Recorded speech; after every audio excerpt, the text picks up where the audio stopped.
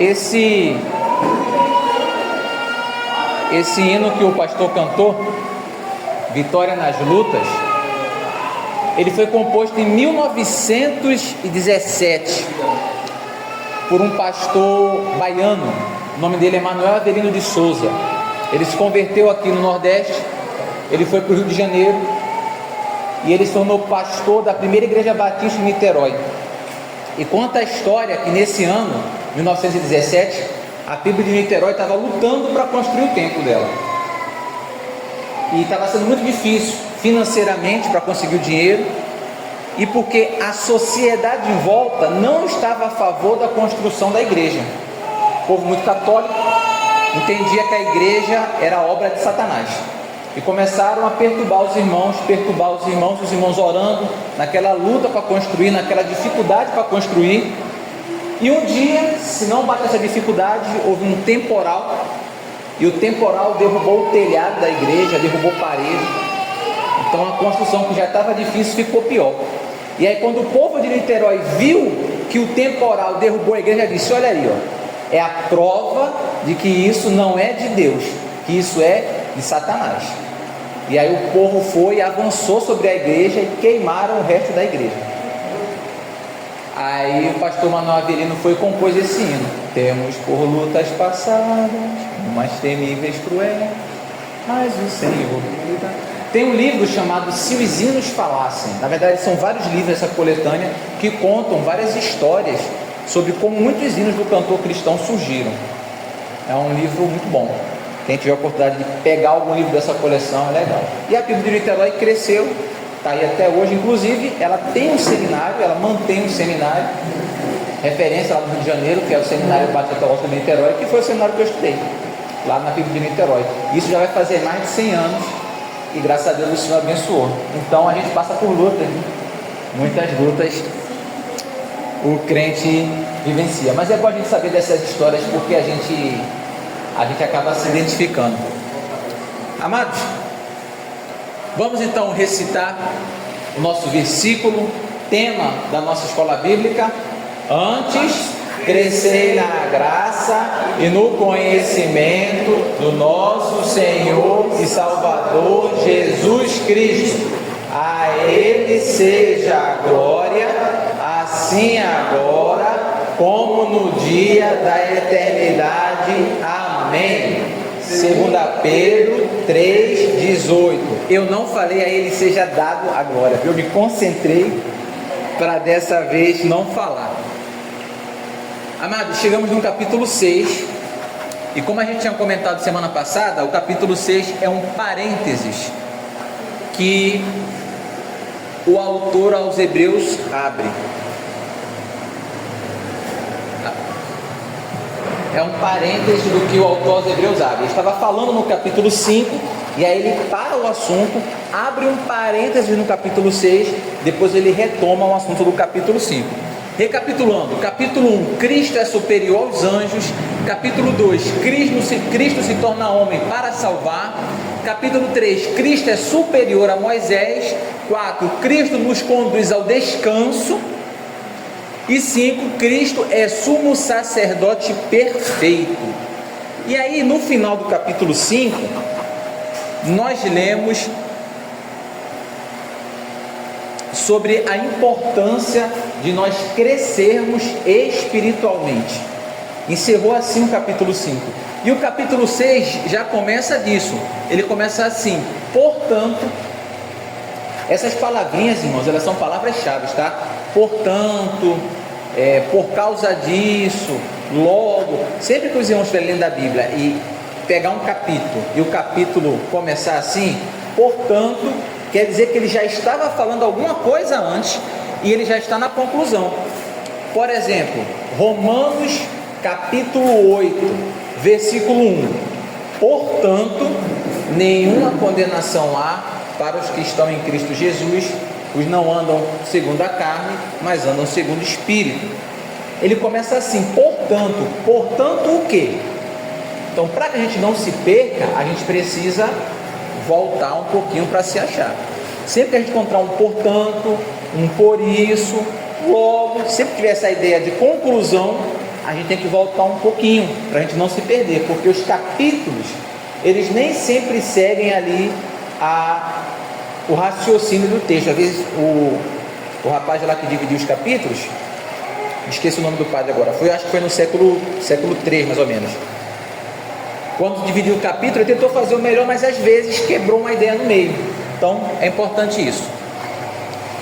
Hebreus capítulo 6, verso 1 e verso 2. Portanto, deixemos os ensinos elementares a respeito de Cristo. Semana passada ele falou que vocês já deveriam ser mestres. Já deviam ser mestres. Vocês têm tanto tempo de evangelho, já deveriam ser mestres, mas vocês ainda estão tomando leitinho, igual bebê. Eu queria trazer uma carne para vocês, um churrasco espiritual, mas eu tenho que dar leite, porque vocês são bebês, porque vocês não querem aprender. E aí ele fala: por isso, deixemos os ensinos elementares a respeito de Cristo. Vamos deixar então o básico e avancemos para a maturidade. Então a gente vai dar um passo de maturidade. Vamos sair do básico e vamos avançar para a maturidade, sem lançar de novo o fundamento do arrependimento, de atos que conduzem à morte, da fé em Deus, da instrução a respeito de batismo, da imposição de mão, da ressurreição dos mortos e do juízo eterno. O que é que o autor está falando aqui? Primeira coisa, vamos ver? Eu acho que eu vou usar o botão. Veja, irmãos, que esses tópicos, arrependimento, batismo, imposição de mãos, ressurreição, juízo eterno, são considerados ensinos básicos da fé. Foi o que ele falou no versículo anterior: deixemos os rudimentos da fé. Vamos deixar o básico, deixemos os ensinos elementares e avancemos para a maturidade, sem lançar de novo o fundamento do arrependimento e etc e tal. Então ele disse: vamos avançar, não vamos voltar a falar desses assuntos básicos. E quais são os assuntos básicos? Arrependimento, batismo, imposição de mãos, ressurreição e juízo eterno. Então, primeira dica para a gente: esses assuntos são considerados assuntos básicos, são assuntos que todo crente tem que dominar, porque isso aí é o básico da fé. Se o irmão não domina isso, se o irmão tem dúvidas sobre isso, então o irmão precisa correr atrás para a gente eliminar essas dúvidas, porque isso aí é a base da fé. Quando alguém se converte, a pessoa é nova convertida, né? A pessoa entende que Jesus é o caminho, a verdade e a vida, mas ela não sabe mais nada do Evangelho, então a gente precisa discipular ela. Começa por onde? Com o arrependimento, a necessidade de se arrepender dos pecados, a necessidade do batismo, o que é o batismo, que o batismo é o símbolo, o que é a imposição de mãos para a ordenação, para a cura, precisa impor, não precisa impor as mãos, o que é a doutrina da ressurreição, que nós iremos ressuscitar, que Cristo ressuscitou, e o juízo eterno, que Deus julgará a todos. São considerados ensinos básicos da fé. E aí, irmãos, a gente precisa crescer. A nossa fé precisa obrigatoriamente ser uma fé que cresce. Nem todo mundo vai estar no mesmo nível de conhecimento, isso é normal, mas a gente precisa estar se desenvolvendo. Veja o que Colossenses 3,16 fala: a palavra de Cristo habite em vós abundantemente. Então a palavra tem que habitar em você de maneira abundante, você tem que estar abundante de palavra de Deus, em toda a sabedoria, ensinando-vos e admoestando-vos uns aos outros. Então a palavra de Deus precisa habitar em nós de maneira abundante e em toda a sabedoria. Precisamos nos esforçar para buscar mais de Deus, para aprender mais do Senhor e para estar sempre crescendo. O pastor Domingos, ele postou no Facebook, eu acho que foi ontem ou hoje, sobre o dia do livro. E aí ele citou lá 5 livros que ele recomenda para todo estudante de teologia ler. Aí ele citou alguns lá, teologia sistemática, alguns livros lá, alguns são grossos, outros mais finos. mas eu falei, poxa, legal, caminho para você ir trilhando, para você ir seguindo. Então temos que aprender, seja na Bíblia, seja através de livros, precisamos meditar na palavra de Deus. Esse é o primeiro chamado que ele nos traz. E aí, isso foi só uma conclusão do que ele havia falado na aula passada, no final do capítulo 5. A gente entra realmente no capítulo 6. E o capítulo 6 é um dos capítulos muito brigados em Hebreus, porque ele vai falar sobre apostasia. Os irmãos sabem o que é apostasia? Apostasia é o abandono da fé. Apostasia é o abandono da fé. E aí, se a gente voltar para aquela discussão lá atrás de calvinismo e arminianismo, dentro do arminianismo há um entendimento da perda de salvação. Mas esse entendimento, dentro do próprio arminianismo, a gente falou, existem várias correntes diferentes, Existem correntes que vão entender que qualquer pecado faz você perder a salvação. Outras já são um pouquinho menos, não é qualquer pecado. Alguns entendem que só a apostasia faz o crente perder a salvação, do lado do arminianismo. E esse capítulo de Hebreus, ele é muito usado para defender a perda da salvação. Hebreus capítulo 6 é usado demais para defender perda de salvação. É pergunta de concílio. É que no concílio que a gente foi, o candidato estava tão bom que não quiseram engrossar com ele. Tinha respondido tanto já o menino, que perguntaram, você crê que a salvação não se perde? Você crê que a salvação se perde? Ele disse, não, eu creio que a salvação não se perde. Aí se o examinador quiser prejudicar, ele fala, como é que o irmão explica o texto de Hebreus 6? Aí vai dar trabalho para o menino. Ele estava bem, eu acho que ele ia saber responder, mas aqui o filho chora e a mãe não vê. Então, vamos falar sobre apostasia. Apostasia é uma queda sem retorno, é um abandono deliberado, é voltar as costas para Deus e negar a Cristo consciente e deliberadamente. Não é sem querer. Sem querer eu apostatei. Não, é consciente. Apostasia não é abandonar a igreja, é abandonar a Cristo. Há uma diferença muito grande. Você pode ter um jovem que está frequentando a igreja, e aí quando chega o carnaval, ele abandona a igreja para viver o mundo. Isso é uma coisa. Aí você fala, rapaz, tu não é crente? Aí o cara fica assim, rapaz, eu sou, mas tá difícil, não sei o que, só Deus para jogar o coração. Mas há uma diferença entre quem abandona a comunhão da igreja e quem abandona a Cristo. Há uma diferença, a gente precisa entender o que é apostasia. É renegar aquilo que um dia se professou, é calcar debaixo dos pés aquilo que um dia se defendeu, é deixar de crer naquilo que um dia foi o conteúdo de sua confissão. Um crente cai e levanta, um salvo tropeça e é restaurado. Um apóstata, porém, vira as costas para Deus e jamais demonstra sinais de arrependimento. A apostasia é rebelião consumada contra Cristo, é endurecimento de coração, é cair sem a possibilidade de ser renovado para o arrependimento. Não há volta para o apóstata. É algo muito sério. Não é brincadeira. Não é brincadeira.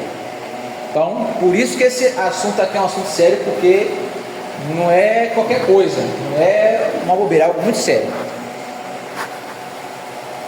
Dúvidas sobre o que é apostasia? Alguém aqui já apostatou? Não? Amém?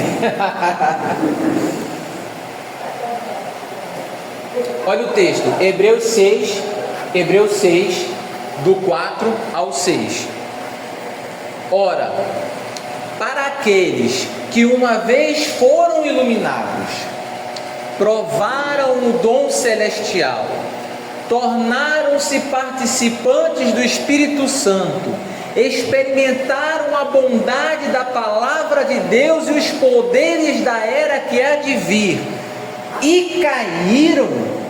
Para quem fez isso tudo e caiu, é impossível que sejam reconduzidos ao arrependimento, pois para si mesmos estão crucificando de novo o Filho de Deus, sujeitando-o à desonra pública. Então, vamos ler de novo. Pessoas que foram iluminadas, que provaram o dom celestial, pessoas que tornaram-se participantes do Espírito Santo, experimentaram a bondade da palavra de Deus, experimentaram os poderes que há de vir e caíram. Essas pessoas é impossível que sejam reconduzidas ao arrependimento. Oi? Não vai se arrepender. Elas não se arrependerão. É impossível que elas se arrependam. Por isso que eu falei que era um assunto muito sério. A pergunta da irmã foi muito boa. Mesmo que ela se arrependa, se ela se arrepender, ela pode voltar. A questão é que quem faz isso não vai se arrepender. Entendeu? E ele vai explicar por que não vai se arrepender e quem são essas pessoas que vão fazer isso daí. Por isso, fala, minha irmã, fazendo careta aí. Eu não vou dar o CPF de quem é essas pessoas aqui. Não sei, minha irmã, eu acho que isso é uma mistura da NVI com a Almeida Corrigida e Fiel. Às vezes quando eu estou montando o slide, aí às vezes eu misturo mais de uma versão na hora de colocar o texto. Esse versículo está bom nessa versão, esse versículo está bom em outra versão, e aí, daqui, às vezes eu misturo a NVI, eu misturo as versões, é King James, eu tento botar às vezes uma versão, mas é mais ou menos isso, né? É, porque a visão aqui é Vitupério, né? É porque quem é vitupério, né? A gente se perde. Minha vida 2 vezes é impossível. Lê pra gente, por favor, que está mais pesada ainda. Logo no versículo 4 ora, é impossível para aqueles que talvez foram iluminados, experimentando o dom celestial e tornando-se participantes e provando o benefício da palavra de Deus e os poderes da era de vida. Mas a palavra é sim, é impossível que as pessoas reconduzidas ao arrependimento. Quem tem visto contra si mesmo, estão crucificando outra vez o Filho de Deus e zombando publicamente. Pronto. Eu botei a versão que fosse mais fácil de ler, mas tá tudo certo. Tá todo mundo lendo, os irmãos entenderam o que é isso aí, né? É impossível, acabou. Aí vamos lá. Quem defende a perda de salvação, a maioria dos batistas não entende. A maioria dos batistas não entende assim, mas vocês vão encontrar pastores, né, e membros batistas. A Assembleia defende que a salvação se perde fácil. Dentro da igreja batista, o entendimento é que a salvação não se perde. Mas você vai encontrar sempre um ou outro que entende que a salvação se perde. Embora não seja um entendimento oficial, você vai encontrar isso por aí. E aí, há quem entenda que a salvação não se perde se você cometer um pecadinho, se você, eu fiz uma besteira, isso não tira a salvação, mas a apostasia tira. Então, nada tira a salvação, menos a apostasia. Só que, quem entende que a salvação se perde na apostasia, tem que entender que não tem mais volta. Porque se você lê esse texto como algo aplicado ao crente, você tem que entender, ó, quem faz isso aqui, não tem, seja lá o que esse texto está dizendo, aparentemente não tem mais volta. A Bíblia da irmã Fabranda 2 vezes, é impossível que essa pessoa retorne. Mas vamos caminhar. Ele fala 5 coisas que essas pessoas experimentaram. Foram iluminados, provaram o dom celestial, tornaram-se participantes do Espírito Santo, provaram a boa palavra de Deus, provaram os poderes do mundo vindouro. Os irmãos lembram do que nós falamos há 2 semanas atrás sobre o descanso,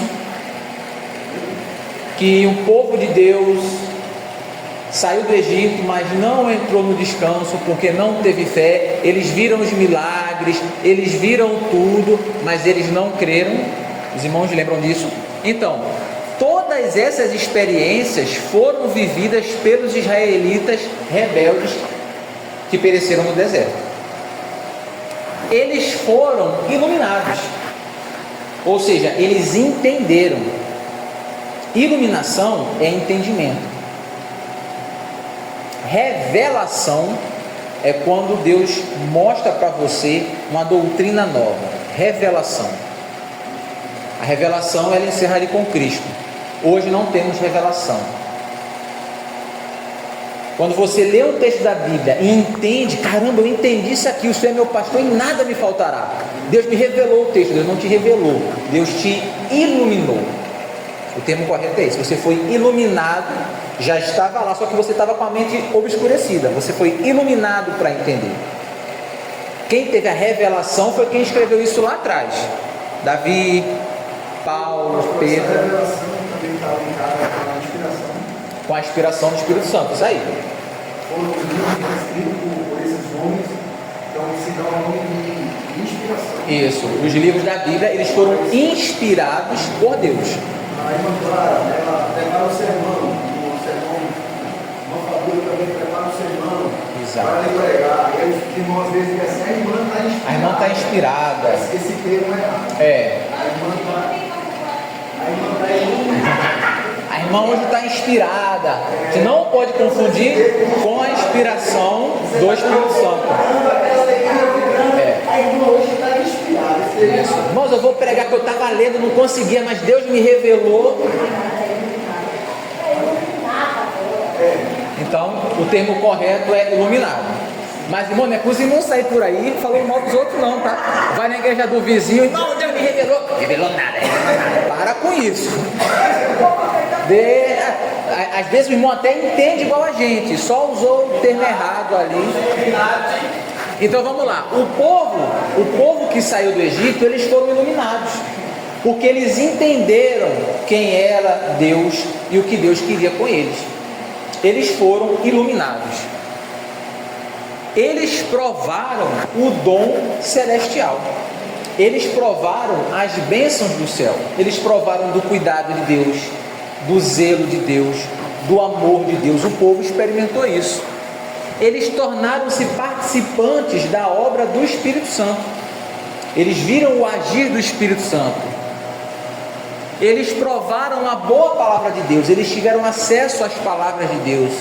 Moisés trouxe a lei para eles. Eles viveram tudo isso e provaram os poderes do mundo vindouro. Provaram o reino de Deus no meio de Israel.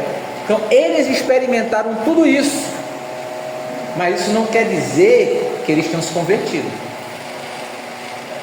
Não é conversão. Tem muita gente que se convence do Evangelho, mas não se converte. Não basta a gente saber que Jesus é o caminho, a verdade e a vida.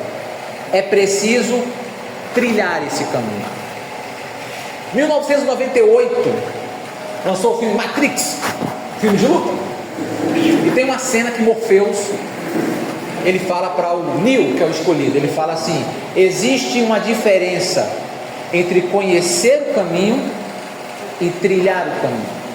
Ele fala que o personagem era o escolhido, mas ele não estava agindo como tal. Existe uma diferença entre conhecer o caminho e trilhar o caminho. Essa frase está teologicamente perfeita. Saber que Cristo é o caminho não quer dizer que você pegou aquele caminho. Você só sabe o caminho aquilo ali. Tanto é que o diabo provavelmente tem uma teologia muito melhor do que a nossa. Conhece mais da Bíblia, conhece a ortodoxia, sabe como se faz certo, e nem por isso deixou de ser o diabo. Então há pessoas que escutaram a pregação do Evangelho, elas ouviram e elas entenderam, elas foram iluminadas, elas entenderam. A gente não tem como julgar quem entendeu ou não, elas entenderam aquilo ali e elas creram. Elas não estão assim, não sei, ela entendeu e ela creu. Além disso, essa pessoa provou do espiritual. Às vezes ela veio para a igreja, ela participou, ela pôde ver milagres. Às vezes ela mesma foi alvo de um milagre, de uma cura divina. Ela experimentou o agir de Deus. Ela participou das bênçãos através da igreja local. Ela participou do dom do Espírito Santo ministrando na vida dela. Ela cresceu provando da palavra de Deus. Ela experimentou tudo aquilo, ela sabe que aquele é o caminho, mas deliberadamente ela fala: eu não quero. Percebem que é uma coisa diferente? Não é assim, não sei, eu não estou pronto, eu não tenho coragem de dar esse passo. Não é isso. É a pessoa que estava ali, ela viu, ela não tem dúvidas, ela sabe, mas ela fala: olha, não quero. É algo que não acontece todo dia. É algo deliberado. Foi o que aconteceu com o povo de Israel. Oi, meu irmão? É mais ou menos isso. Então veja que não é qualquer coisa. Todas essas experiências foram vividas pelos israelitas rebeldes que pereceram no deserto. Agora, muitos crentes, membros da igreja que recebeu essa carta, estavam por medo da perseguição, abandonando a Cristo e voltando ao judaísmo. Muita gente fala assim: cara, quero não, vou embora. Sabendo o que está fazendo. Então é algo mais sério. Muitas pessoas fazem parte da igreja visível sem terem o seu nome arrolado no livro da vida. Essa é a igreja visível. Mas a igreja invisível, que é a que reúne todos os salvos do Senhor. Você pode ser membro da igreja visível e não pertencer à igreja invisível. Muitas pessoas fazem parte da igreja visível sem ter o seu nome arrolado no livro da vida. Essas não perseverarão. Podemos ver esse triste fato em toda a Bíblia. Há aqueles que abraçam a fé, como Simão, o mágico, e são batizados, mas não são verdadeiramente convertidos. Atos 8:13. Ou entram para a igreja e se tornam cooperadores, como Demas, 2 Timóteo 4:10, mas amam o presente século e abandonam a causa do Evangelho. Veja que Demas abraçou a fé, entrou para a igreja, foi batizado, cooperava, trabalhava na igreja, não era qualquer um, ele trabalhava na igreja, e falou assim: estou fora. Ou mesmo exercem liderança na igreja, como o famoso caso de Judas Iscariote, mas são filhos da perdição. Veja que Judas, ele participa do ministério de Cristo. Jesus dá autoridade para os apóstolos: vocês têm autoridade, expulsem demônios e vão. E Judas vai para esse pessoal. Judas estava no meio ainda. Muito provavelmente Judas expulsou demônios. Judas pode ter operado maravilhas, ele pode ter curado alguém, porque Jesus deu autoridade aos 12, e Judas estava junto com os 12, eles foram de 2 em 2, foi Judas e mais alguém, e eles voltam: Senhor, em teu nome os demônios nos sujeitaram. Judas estava lá, Judas viu acontecer. Pode ser até que ele tenha feito isso, ele experimentou o dom do Espírito Santo, as bênçãos do céu, ele era da liderança, ele era apóstolo, e fez o que fez. Mas ele foi predestinado. Sim, a Bíblia fala que ele era filho da perdição. A gente não vai ter tempo de predestinação hoje, senão a gente não termina a aula de hoje.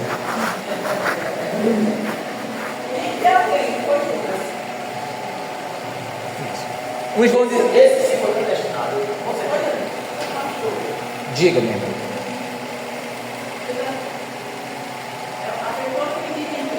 Certo. Crê em Cristo, beleza. Aí sai da religião aqui do Evangelho, vai para outra. Certo. Dizendo que isso aqui é tudo errado, mas nessa aqui ele continua mesmo erroneamente acreditando nisso. Não é possível. Porque ele levou tudo para Deus, o seminário, todo canto, agora ele acredita numa coisa completamente diferente. Ele acredita na igreja católica. Completamente diferente. Então vamos lá. Completamente diferente ou parcialmente diferente? Porque, por exemplo, vou dar um exemplo.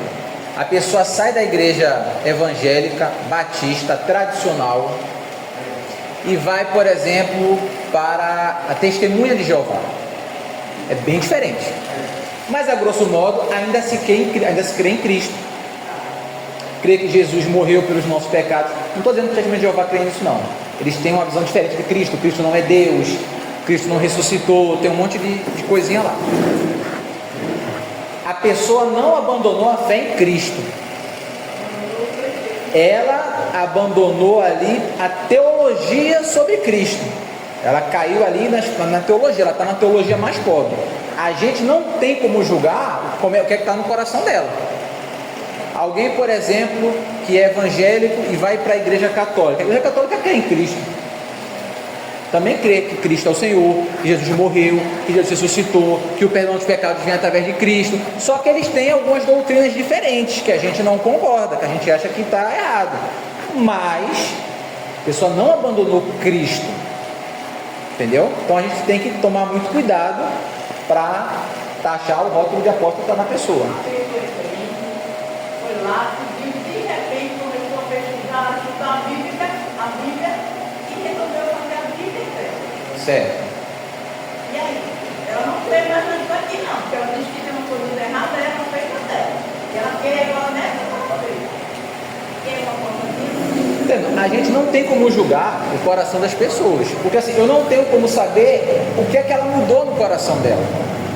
Entendeu? Ela continua crendo em Cristo, não é a coisa. A gente está amarrando em Cristo. Até onde ela crê em Cristo? Ela já creu em Cristo alguma vez? Porque às vezes a pessoa nunca nem creu em Cristo. Entendeu? Não é uma apostasia. A pessoa nunca creu em Cristo. Entendeu? Então é difícil a gente dizer essa pessoa apostatou. É complicado. Eu conheço uma irmã em Cristo que era líder das mensageiras do rei, que trabalhava na igreja, que era uma irmã de oração, uma irmã cheia ali, aparentemente cheia de Deus, trabalhava, e hoje essa pessoa fala que Cristo não existe, é ateia, fala mal da igreja. Eu olho assim e falo, gente, isso para mim parece apostasia.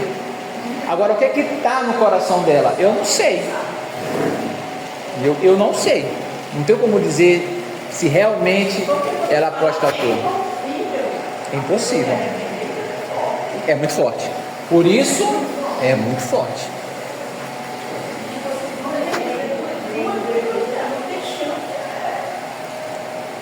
E aí, olha só. Ele vai continuar, ou eu não coloquei o versículo. Não coloquei o versículo. Coloquei? Não coloquei o versículo. Alguém está com a Bíblia aí? Ah não, coloquei sim, está aqui. Olha lá, vamos continuar lendo.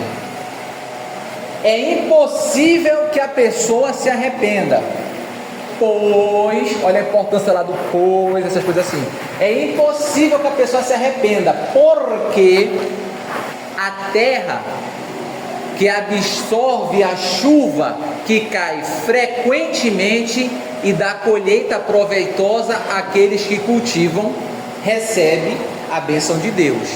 Mas a terra que produz espinhos e ervas daninhas é inútil, e logo será amaldiçoada, seu fim é ser queimada. Existe uma terra e eu rego essa terra. Se ela me dá uma boa plantação, ela é uma terra abençoada. Se eu rego essa terra e ela só me dá espinho, essa é uma terra inútil. Essa ideia de terra que dá espinho, lembra os irmãos alguma coisa? Alguma parábola? Exatamente. A parábola do semeador. O que é a semente? Ela é a palavra de Deus. Uma parte da semente cai a terra é o coração do homem. Uma parte da semente cai e vem a pomba e come, leva a semente. Isso é o diabo que arranca a palavra de Deus do coração antes mesmo da pessoa meditar nela.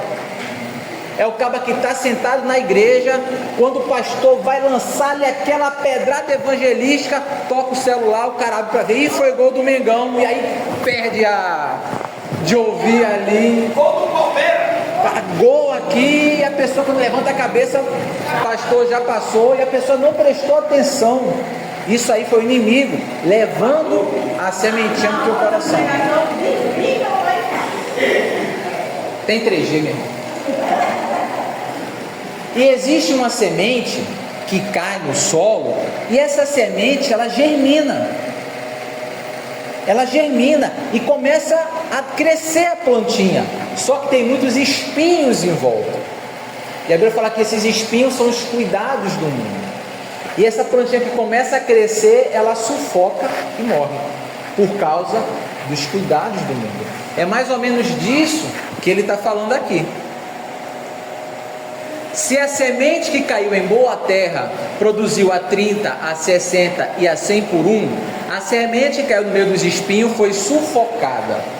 No final está estéril e sem frutos.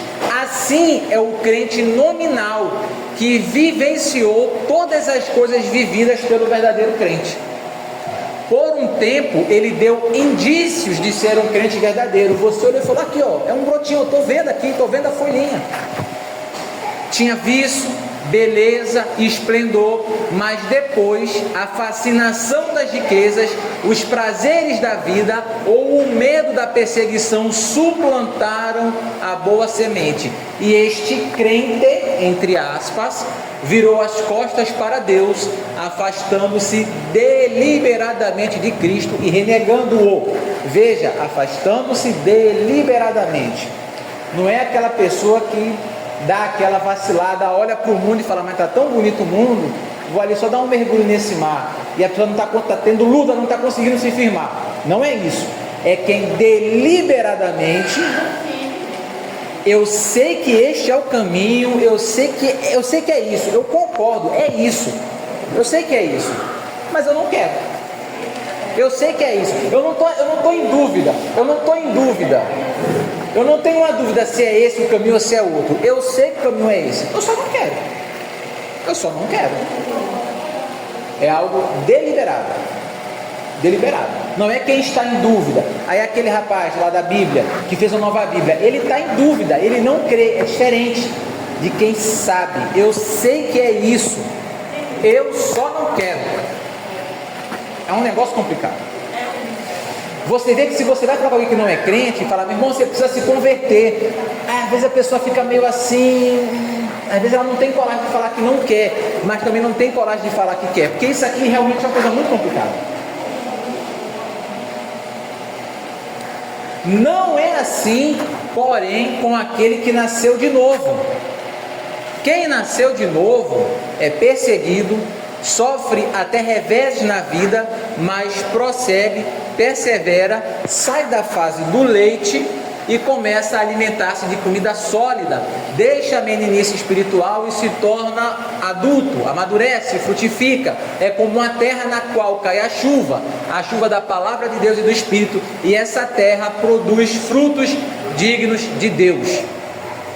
E aí ele vai falar o que eu já falei: embora a doutrina correta seja vital, a prova de que alguém é verdadeiramente cristão não está no fato de crer em todas as coisas certas.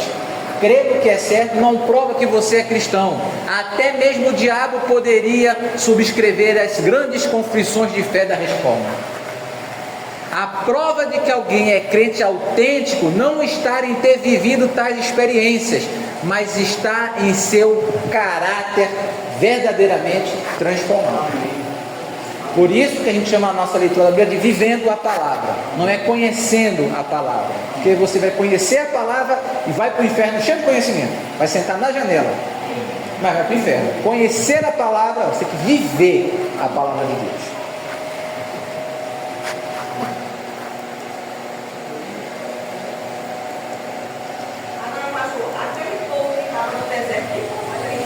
Que povo triste, mesmo. Porque, veja só, a gente vai ali, do nada, um de vocês, pastor, vai botar a mão macia para ele atravessar. Aí, do outro lado, o povo fica reclamando, querendo voltar por ele. Mas para que está incomodando. 10 vezes eles tentaram a Deus em vários momentos. Viram as 10 pragas do Egito, depois viram o mar abrir. Todo dia a nuvem protegia eles, toda noite a coluna de fogo estava lá. A liderança viu o Senhor, eles ouviram a voz de Deus. Quando Deus fala os 10 mandamentos, a Bíblia fala que o povo escutou as trombetas, eles viram um monte pegando fogo, eles ouviram a voz de Deus. Não é que aqui não tinha alto-falante, eles ouviram. eles sabiam, não havia dúvidas. Mas falaram assim: vou fazer um bezerrinho de ouro. Às vezes a gente faz a mesma coisa. E aí, depois dessa palavra dura, vem um momento de encorajamento. Vem o encorajamento. Não, agora é só ladeira acima. Depois de fazer uma severa advertência sobre o perigo da apostasia, o autor aos Hebreus, como um pastor zeloso, encoraja os destinatários da sua carta, os membros das igrejas, chamando-os de amados. Esta é a única vez nessa carta que os leitores são assim chamados. Só agora que ele vai chamar de amados. Isso não vai acontecer no novo Hebreus, é só nesse momento. Ele tempera a advertência com encorajamento, revelando que não estava descrevendo-os ao falar da apostasia, mas apenas alertando sobre esse terrível perigo. Olha lá, Hebreus 6, 9 ao 12. Mas, ou seja, eu falei tudo isso, entretanto, vamos virar agora a conjunção, acho que é adversativa. Eu só gravei essa, não sei mais nenhuma. Eu acho que é adversativa. Eu falo assim, o pessoal, o pastor Adriel sabe, eu só sei essa, conjunção adversativa. Eu espero que não tenha nenhum professor de português aqui para me corrigir. Então, a todo modo, é isso aí. Mas, de vocês, ó amados, esperamos coisas melhores. Então, isso que ele estava escrevendo não era para os irmãos da igreja. De vocês a gente espera coisas melhores. E coisas que acompanham a salvação. Ainda que assim falamos, porque Deus não é injusto para se esquecer da vossa obra e do trabalho e do amor para que com seu nome mostrasse, enquanto servistes aos santos ainda servis. Deus se lembra do teu trabalho, Deus se lembra do seu esforço. Queremos que cada um de vós mostre essa mesma prontidão, do mesmo jeito que Deus se lembra de você, lembre-se dele, mostre essa prontidão até o fim, para que tenhais a plena certeza da esperança. Fique firme para que você tenha essa certeza no seu coração, para que não se faça negligente, mas seja imitadores dos que pela fé e paciência herdam as promessas. Aí, Almeida.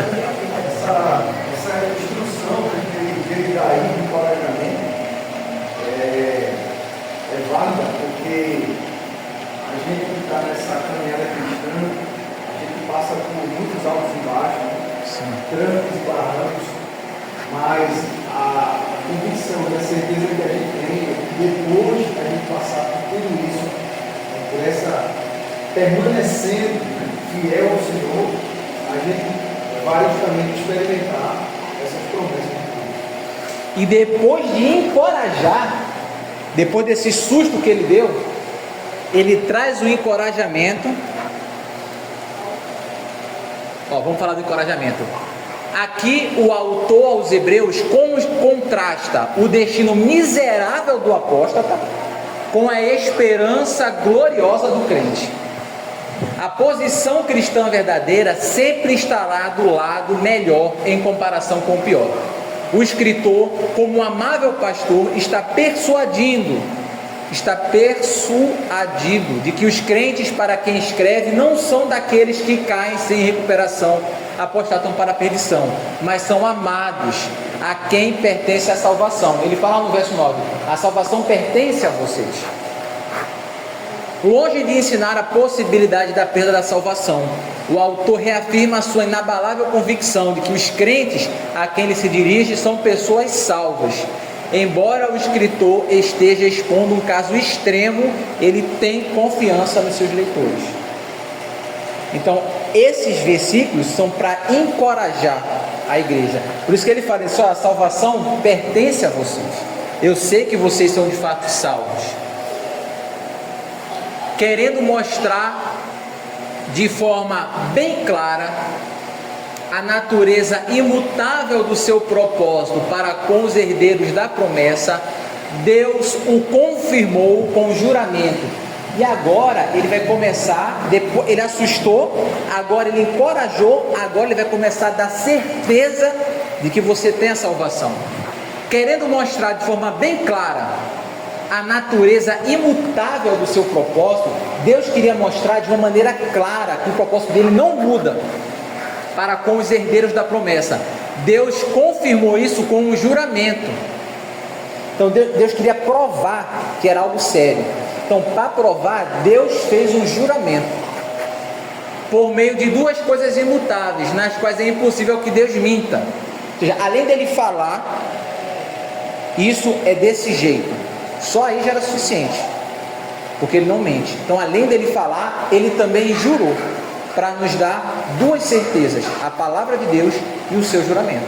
Então, querendo deixar claro a natureza imutável do seu propósito, ele jurou para que por meio dessas duas coisas imutáveis sejamos firmemente encorajados, nós que nos refugiamos nele para tomar posse da esperança a nós proposta. Deus quer que você se encoraje e se refugie nele para que você tome posse dessa herança. Por isso ele fez esse juramento. Olha lá, Gênesis 22:16. E disse, Deus falando com Abraão: eu juro por mim mesmo. Em algumas traduções, eu juro pelo meu nome, declara o Senhor, que por ter feito o que me fez, não negando o teu filho único, esteja certo de que eu abençoarei e farei dos seus descendentes tão numerosos como as estrelas do céu e como as areias da praia do mar. Sua descendência conquistará as cidades dos que lhe forem inimigos, e por meio dela todos os povos serão abençoados, porque você me obedeceu. Já estudamos esse texto no Novo Testamento, que a Bíblia não fala por meio dos seus descendentes.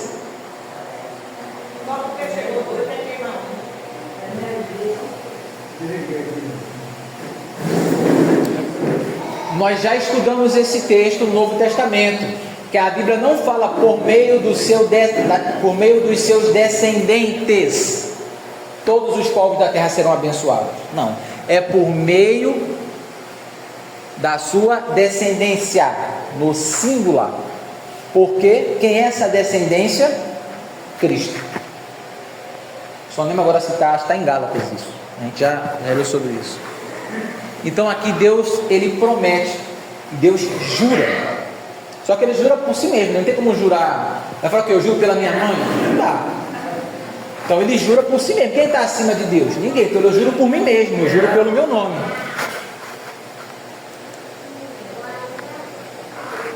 Temos esta esperança como âncora da alma. Os irmãos sabem o que é uma âncora. Se o navio solta aquela âncora ali, aquilo quando unha no fundo do mar, nada tira o navio do lugar. Essa esperança, ela é âncora na nossa alma. Por mais que o vento sopre, por mais que o navio vá para um lado, vá para o outro, você não sai dali, daquele meio, porque você tem uma âncora que te prende. Só que a âncora do navio está presa lá embaixo, e a nossa âncora, ela está presa lá em cima. Temos essa esperança como âncora da alma, firme e segura, a qual adentra o santuário interior por trás do véu, onde Jesus, que nos precedeu, entrou em nosso lugar. Ele entrou primeiro do que a gente. Jesus, quando morre, ele como sumo sacerdote, ele entra no santuário primeiro, mas agora que ele entrou, nós podemos entrar também direto ao Pai. Jesus nos precedeu, entrou em nosso lugar, tornando-se sumo sacerdote para sempre, segundo a ordem de Melquisedeque, e a gente vai falar disso na próxima aula, dessa ordem de Melquisedeque. Os irmãos percebem como ele vai encadeando os assuntos? Então, às vezes, para a gente entender algum texto da Bíblia, vale mais a pena a gente sentar e ler do começo ao fim, porque se você ler um pedacinho,